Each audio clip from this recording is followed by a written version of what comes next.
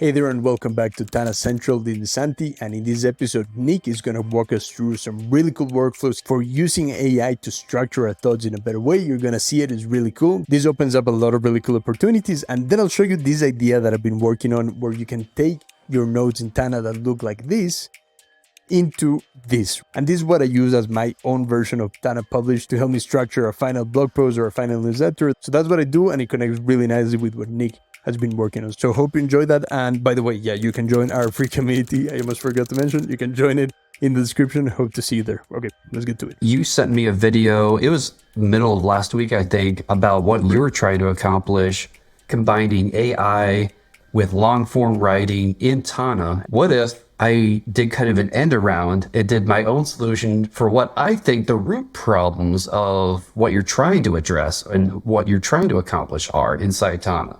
Perfect. Yeah, so you want to share the screen? Let's see what you got. Yes. Okay, cool. I have 3 examples. We'll walk through all of them. So this first one, I'm embedding these recordings that I did inside an article. And for this one, that message that I sent you in Slack the other day, I actually just read that aloud in a recording. Nice. And then I tagged it as record, which then it's automatically doing a cascade of AI actions then on this recording that I did. And so, yeah, I recorded it. I just, spoke out what I typed in that Slack message before, and it's pulling in. So this is the article that it's going to be a part of. And then everything that it did, I put under this AI summary here. And so I tell it to break it down into main points. And so it did that. Yeah. And then within each main point, I tell it to give the supportive reasoning for why it decided that was one of the main points and a quote from what I spoke out into Tana. Wow. And then I had another AI call, like look at this and say, okay, what are some probing questions that you could come up with? And, that could really throw into question the assumptions of those statements, those presuppositions. And then if you can, try to answer those questions. And that's what it put in here. And all of this happened immediately. Well, it took 20 seconds or whatever, but I tagged this recording with record or record. And all of this was populated by AI. Nice. And then there's more, but I want to pause here. What are your thoughts right now? Yeah, this is really cool because it is so much better than putting it all into ChatGPT, because ChatGPT can only give you a certain structure versus now you're able to use fields inside of Tana. It's just a much more organized, more dynamic way to see the information, which I like a lot, and that's really cool. So the first level in the AI cascade is this main points for the reasoning and relevant quotes. That's one AI call. The second AI call is this possible critiques one, where I'm giving it these 3 things and saying, hey, critique this. So it's an adversarial relationship between these 2 AIs, actually. Nice. So that comes up with that. And then the next step is I said, okay, so I've got all of these things. Now I want a third AI to look at all those things and resolve the conflict between these things and the critiques. And that's what initially I was putting in resolution here, but then I had it go in here under related writings. And I just put them all together. I just smushed them all together. So there's 1, 2, 3, 4, 5, 6, 7 main points. Basically, there's 7 essays in here that the AI wrote, trying to resolve all of those conflicts. Yeah. Wow. Okay. The final step was this final output. So that's another call to another AI with different instructions saying, hey, summarize all of that and create an article of no more than 1,000 words. So it gives me the summary, and then here's the article with everything in hierarchy there. Wow. So yeah, your thoughts first, and then I can tell you some lessons that I learned. Perfect. So this is awesome. So at first I was already impressed by the fact that you can structure these things with fields and just have it all very organized. Like I said, right? Way better than doing it in ChatGPT itself. you take it a step further and you make it write something structure out of that. So this fits super nicely with the whole goal that I have in general, which is like, how can I use Tana to maximize my workflow for long form writing? Because this can help me like understand the reasoning behind what I say, which is perfect. Like the whole workflow that I love doing is like starting with a voice note. I just dictate everything like you did in this case. And then I want to, out of that, form some sort of draft and ideally bring some structure. So I like how you saw what I was struggling with and took it a step further, so that not only is it structured in the way that I like, which is like bullet points and having like different sections, but on top of that you bring this extra level of making the AI reason things so that it can have an even smarter way to organize things and then give me a draft that then I can turn into a second draft and keep going. So this is perfect. I love it. So yeah, some of the lessons I learned though is, so there's 4 levels of AI basically. There's the initial kind of summary, then hey, critique this, and then hey, resolve, make a resolution between those, and then hey, that's way too long, make this something short and digestible. 4 levels. Now, it's the same thing that happens when you use a copy machine and you make a copy of a copy of a copy. Eventually you start losing fidelity. And this is kind of what happened with this instance. This is one of the reasons why you're going to want to insert a human, yourself or someone else, at some point for quality control. Because what started out as me talking about living in the future, how everyone needs to be acting more like a startup, whether you're a corporation or small business or a sole proprietor, all these things, it's very general, but then I wrap it in, I bring Tana at the very end of that discussion.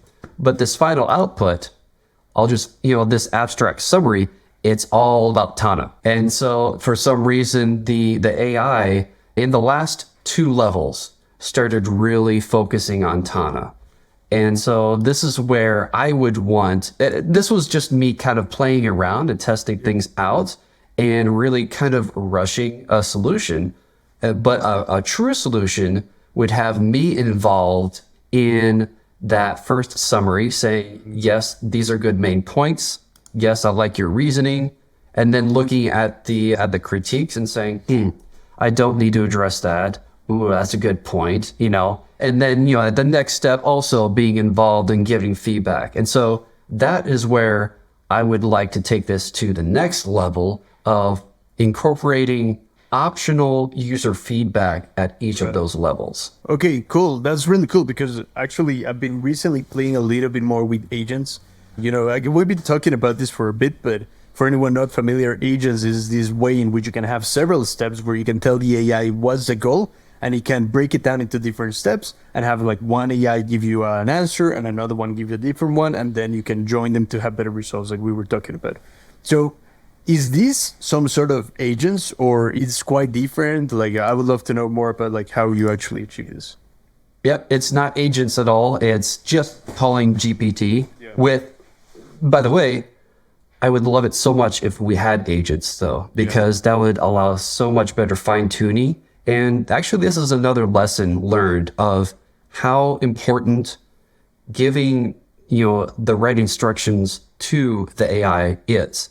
Because all of this, it worked really well, but only because I gave it the proper like motivation or incentive, like this is what you're trying to do, giving examples both of format and like, how I want it to think and speak to me. And then, plugging that into this system so that they can work together in that seamless way. So we can dive into this first one. It's AI bluff. Bluff just means bottom line up front. This is the summarizing one. Nice. So this is the prompt that I wrote for it. So, I'm going to give you blah, blah, blah. This is what I want you to do. And this is the format that I want it in. And also, like I was doing a little bit of Tana Paste work, so it was tagging things for me using the prompt then. Perfect. That's crazy. And then, the sys context just brings everything from that node, which is what the first level was. But the next level, the critique, it was focused on particular fields. That's really cool. So you're kind of building your own version of agents where like it's kind of step-by-step process, but each time it grabs information from the previous step. Is that right? I am, yeah. That's basically I'm doing agents with extra steps, and it has to be done every time. Right. Perfect. I just want to show that I did a quick one this morning of my favorite metal bands, and I listed 4 bands, and the summary gave me 4 main points, and these were great summaries of each of the bands and why, and interesting quotes. The quotes weren't the best, but it was also a very toy example. So, but the critiques were also interesting. Can you provide examples of other bands who have blended these genres and everything? Yeah, very interesting. Very cool. So the resolution field, maybe it's better to show it on the top example that you were using. But the resolution field, if I hear you right, that is a way in which like there's like the 2 different arguments and it kind of comes up with a particular conclusion. Yeah, and initially I put it in the field, but then I wanted it up here so that I could actually access it like more readable for myself. This is really cool. Yeah, I'm definitely going to start using this. So like the whole process that I see with this is like you were describing. I have a voice note. Out of that voice note, I process it into having like a better reasoning of what are the main bullet points. And out of that, it can give me essentially a new draft. Yeah, using this method, you can turn any voice note into an article in 30 seconds, basically. That's amazing. That's really cool. Yeah. I want to do one last example, actually. This one, Swans Are Metal. I didn't actually run anything yet. I just recorded something earlier about how swans are beautiful, but also brutal. So there's nothing here besides a transcript right now. So we'll do it in real time. I'm going to tag it as a record. Yep. Okay, so now you see there's stuff there. If I open it up, the AI summary is working. There's nothing there yet. Hopefully it's pretty short, so it won't take too long. Nice. While it's loading, let me ask you this. Is this quite possible to package into a template that we could share with the community, or is it a bit too messy at the moment? On the one hand, I bet we could package it. On the other hand, it's dependent on the end user having the AI enabled and everything, which I don't think is necessarily a deal breaker, but yeah. Yeah. Okay, that's cool. So, I mean, for anyone that might be interested in this, we can give you updates on our community. So you can join in the description. Also, to address your point about that, I did record a video teaching people how to actually set up AI inside of Tana for anyone that's not familiar. So that's also going to be available in our community. So you can join for that as well. It should be up by the time you're watching this. So yeah, but carry on. So did it process? Yeah, right. Nice. Yep. So it came up with 5 main points for this 2-minute recording that I had. And there were lots of pauses, so it should have been like 90 seconds probably. Wow. That's so But it's true, all of these things. Swans use drowning as a combat tactic. Are you able to show the next step of the process? Because I love this part, but the part that I love most is how it writes something out of it.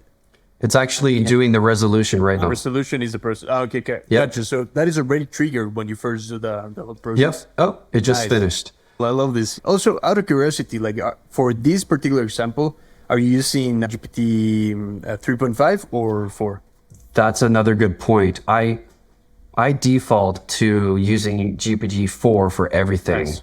Yeah. But then I tested with 3.5 just in case, and the results were not good.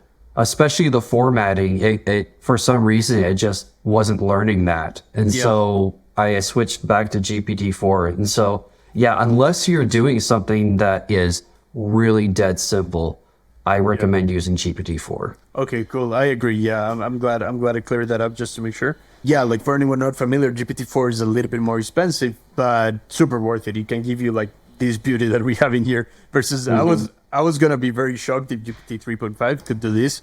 So yeah, it's just good to know that it's GPT-4. All right, so yeah, this is really cool stuff. I believe this ties very nicely with what I'm doing. The whole process that you described, I think really in bringing a structure to things, because the biggest problem that I've had is like bringing a voice note into a blog post that is actually structured. That has been quite difficult to really do without having to redo it again and redo it again and redo it again. So now that you bring this workflow that you described, I can really see how I can have a voice note, use your workflow to have a structure, and then perhaps what I might end up doing is another voice note, but based on the new structure, And then from there, I have something that is both well-researched, well-structured thanks to AI, but also is my original idea. So like that is the ideal workflow that I'm seeing right now. Yeah, I think that we're like honing in, we're circling in towards something that I think ideally would be part of a process that happens over time. So you're working on other things, you record a note, and then you come back to it. And rather than trying to do it all at once, I think this could be a more natural process for that. That's where my mind is going anyway. Yeah, for sure. So, okay, with that said, let me show you what I got. Okay, so here it is. As you can see, I have a demo. I'll describe what it means right now. But like, yeah, it's like a Tana long form demo. And I just have a dinosaurs giant of the past. Just kind of a random idea that AI helped me write. I just think it's interesting example, right? So with that, what we have in here is we have just kind of like splitting things into several sentences. Just because that helps me understand how long of a sentence I actually have. So that if something is maybe way too long, I know that maybe I should break that down. And even just for the purpose of whenever I want to share this on my blog or newsletter, I do think it makes a lot of sense to make it as readable as possible and just having it like dissected into small chunks, right? Just kind of makes it a bit more visual, easier to read when you're actually reading in a blog post, right? So then when we have it here, you'll notice that right here we have H1. So that just means like that's the title of the whole thing.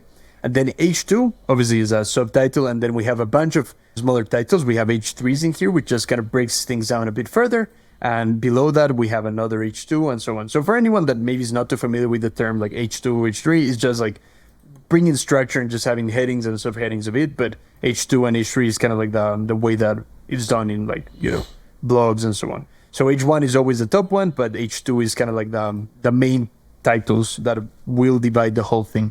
So yeah, that's what I really like what you're doing, because it already can help define the structure. And then it's just a matter of me like coming to write things out and just splitting things. And as you can see, one of the things that I love about Tana is how you can collapse things. And what's even better, you can like maybe zoom into this H2 and you only have that view and nothing else. And it's very nice. And also what I like about it is that you can easily go back here and reorganize things. Maybe this one goes better here, right? So you can just drag and drop, or you can use shortcuts. But yeah, that's something that I love about Tana, how you can easily rearrange information without breaking everything, right? Like if I were to want to do it like in the way that a Google Doc works, is I would have to like select all of these and then cut and paste it above. And it's just a hassle, right? Versus here, it's just a matter of collapsing and rearranging.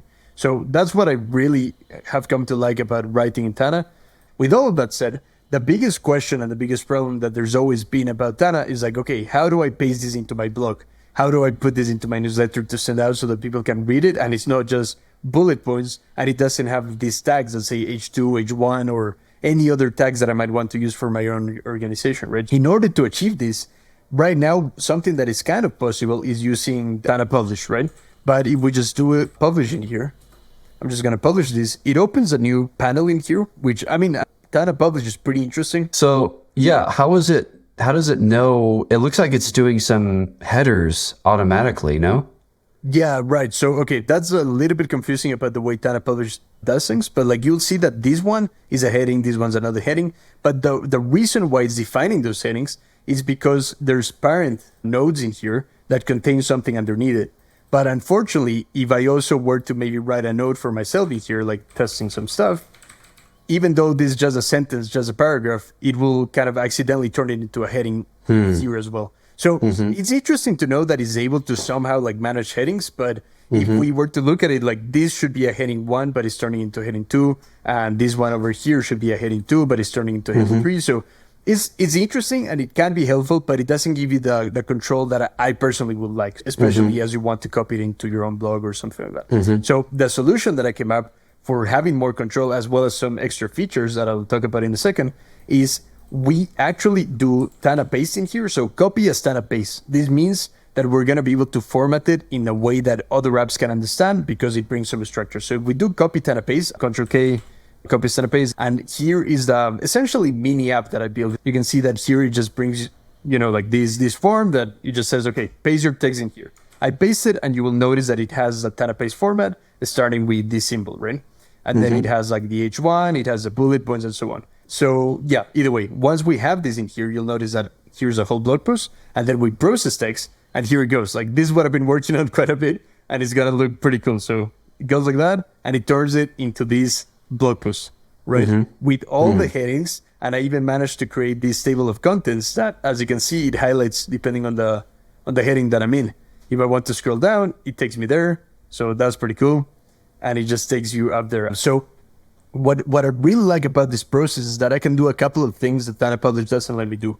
Another thing that maybe this is my favorite feature about this whole thing is that, let's say that this particular sentence, maybe I don't like it too much. I can do draft just like that. So I can create that tag draft. And now you'll notice that this particular sentence, if I again like copy everything with Tana Paste and I update it in here, you'll notice that that sentence is now hidden. So it's not there. So this one that starts with dinosaurs, those colossal creatures, is no longer here. It's been hidden just through a super tag. That's something that you set yourself in the code, or okay? Yes. Yeah. Everything here I set myself is kind of like conditions that I have. Be like, if you see the super tag H2, turn it into H2, right? If you see a tag that says draft, then don't include it in the final version. And then what's amazing about this whole process, and the reason why I really wanted to have something like this for myself, is because then I can copy all of this. I just have a button that says copy, and then I can paste it into my newsletter. Yeah, if you click that copy button, then you can paste it into your newsletter thing, whatever, your blog post. Okay. Exactly, with the correct headings and with the correct formatting of everything. So you built, in a way, it's kind of like a mini product or a plugin for Tana, kind of. Right. It's yeah. For sure. Exactly. Like if people are interested, I would love to develop this further into kind of like giving people a layer of customization for writing long form without being concerned for bullet points, because that has always been my biggest concern. Is like, how do I get rid of bullet points? And more importantly, how do I add the heading levels exactly as I want them? And how can I have like these drafts for myself, or like, refine this part, right? And then know that all of that will not go to the final version because it is tagged accordingly, right? In those comments that I have in here, as you can see, like this draft. So the only sentence that we should see is this one, which that's right. So yeah, it makes it really helpful to be able to have comments and structure things as I wish, and then having the final version ready to share. So I really like it. Also, I thought of a name for this little product. Yeah, what is it? Tana Compose. Tana Compose. Oh, wow. That's cool. I like it. I was trying to think of names and I was like, yeah, I'm sure they will have something. Nice. I like that a lot.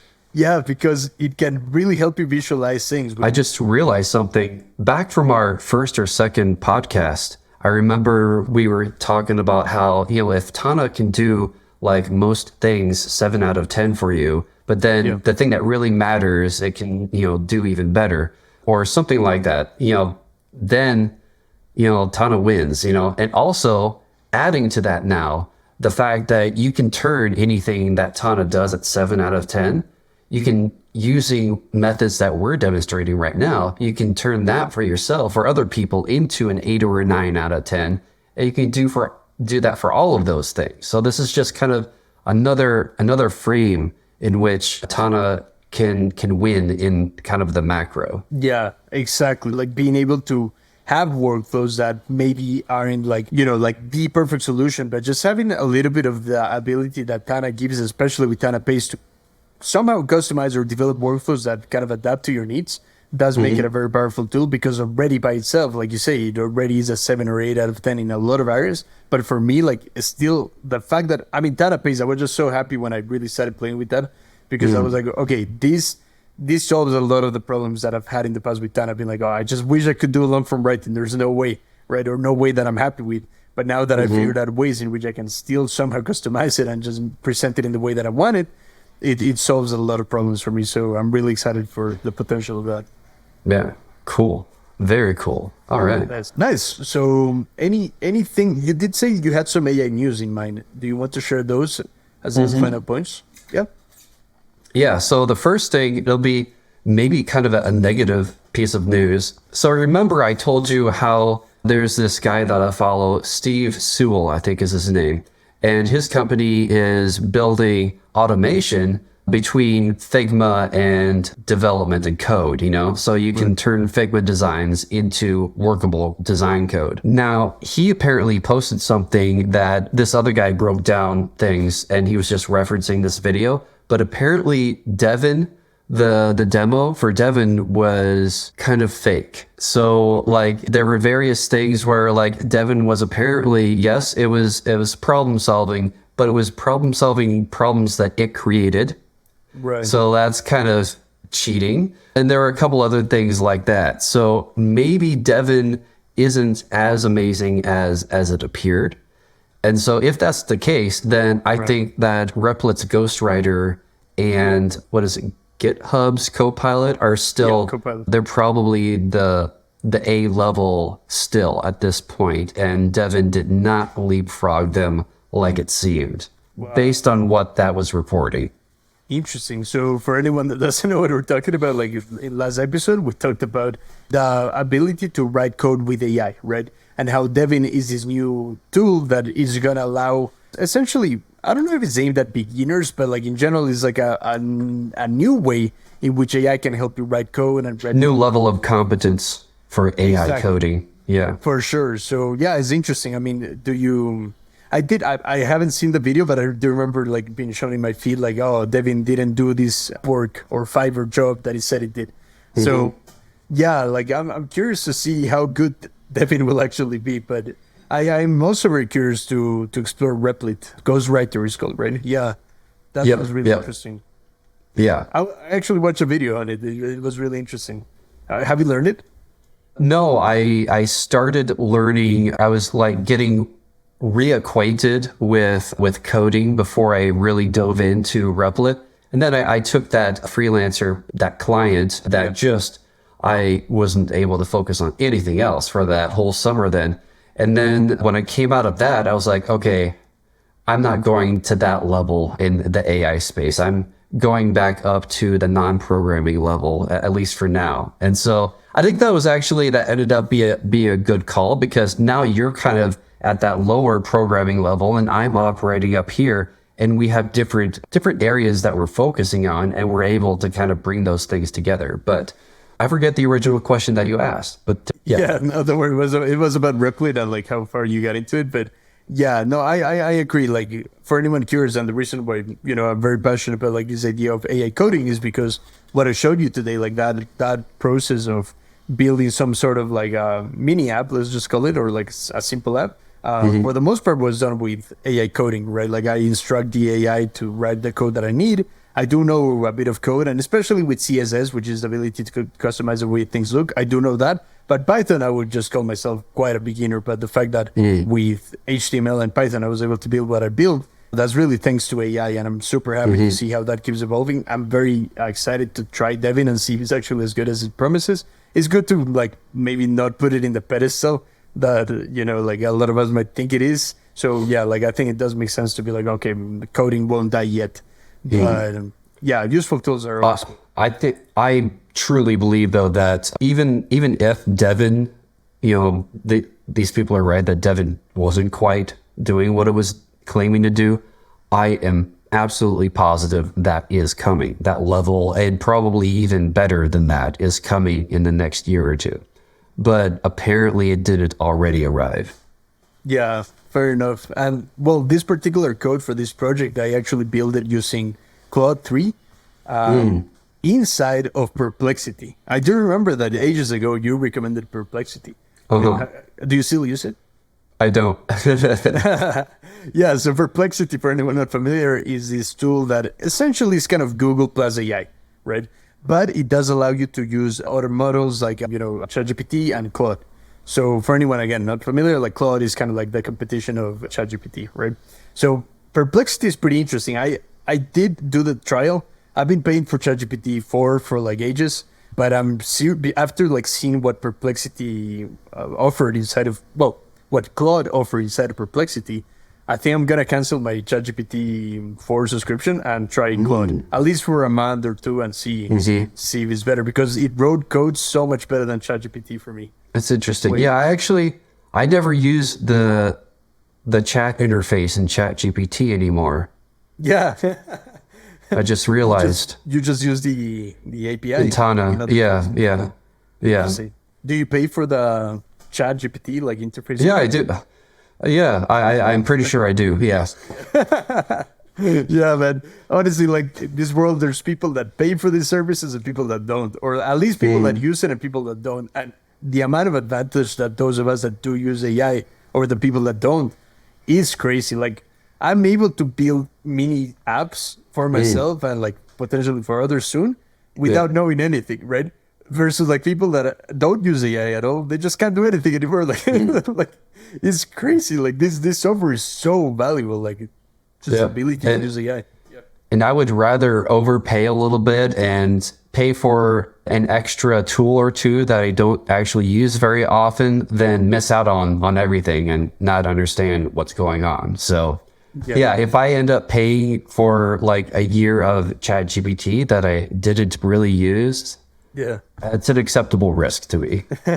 Yeah, fair enough. Fair enough. Because at the end of the day, like you say, I do end up using the ChatGPT, or rather, let's say GPT inside of Tana and inside of other tools. Like I use the API a lot, right? I put that in my code and I put that in all sorts of places. But the actual interface, just going to chatgpt.com or, well, whatever it's called, OpenAI, something. Yeah, that I only use for code these days. I don't use it too much for like other things. In general, like maybe some questions here and there. To be fair, I did find Perplexity very helpful, especially on the phone, because it does replace Google quite heavily, which is crazy to me. Do you still use Google quite a lot? Yeah, I don't do a whole lot of searching for search results. And when I do, it's for such basic stuff that, it usually points me to the Wikipedia article, basically. And so I don't need anything fancy for search. Yeah, fair enough. I get you. Yeah, because at the end of the day, like the way, if I think about how I use Google these days, it's almost like bookmark manager, right? It's almost like, I need to access this thing. First link, there you go. Like, I need to see the homepage of Webflow. I Google it and find it, right? But it's not really like, how do I achieve success? It's not for that sort of stuff, right? Yeah, like AI replaced Google completely, in my opinion, for a lot of things. Yeah, that kind of dovetails with the other thing I was going to bring up, which is another person that I follow on Twitter or X. His name is Yohei, and he had a tweet where he was showing off someone else's project, and this project is a marketplace for AI agents to hire humans. What? That's crazy.